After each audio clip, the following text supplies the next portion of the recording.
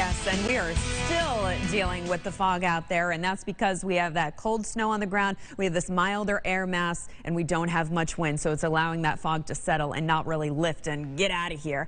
All right, so we do have a winter weather advisory that is going to be in effect for the entire state. This is for Friday. This is not for today. But look at the mess we have on the way. We're in good company. You can see that the rain and the snow and the ice extends all the way from upstate New York, stretching down to Texas. Yes, in between Dallas and Houston, you can see that they are picking up on some snow and some ice, and obviously they don't handle it as well as we do, so certainly a bigger problem for them.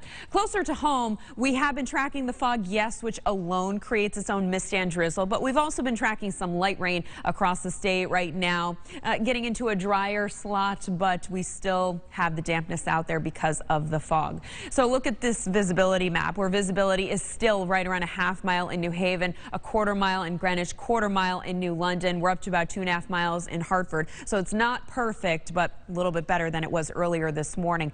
Very difficult to actually see through the camera at Quinnipiac University in Hamden. This is what it looks like pretty much across the entire state. Notice these milder temperatures out there. As promised, we were going to get the rain today, but it was coming with the milder air. It is 45 in Hartford, 45 in Chester, 42 in Waterbury. So that's, again, one of the reasons we're not seeing this fog move. We don't have much wind to allow it to move, and you get that cold ground, the warmer air above it.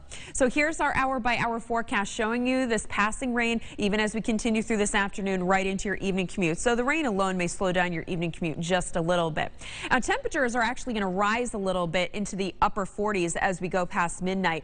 But then through tomorrow morning, we're gradually going to see those numbers drop. And as that happens, we're going to see that switch from rain maybe briefly over to sleet, but then to freezing rain. That freezing rain line is going to start in the northwest corner and gradually drag down to the southeast corner. So New London, you'll be the last spot to actually see that change over to freezing rain.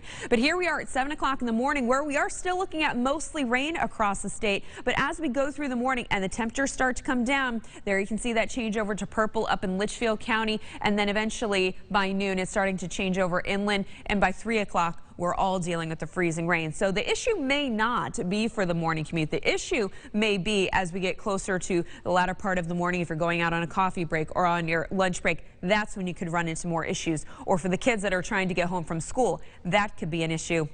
I was actually at Hamden High School today. All the kids were asking, are we going to have school? I would say there's a chance of having school, but maybe an early dismissal. Thank goodness that decision isn't up to me. So here's a look at what's going on with your 8-day forecast. We will get through Friday, but traveling, especially after the morning commute, is going to be very, very difficult. We will get back into the sunshine on Saturday with highs in the 20s, but wind chills only in the single digits. So you want to bundle up that day. Gets a little bit better for Sunday. In the meantime, you can check us out at WTNH.com.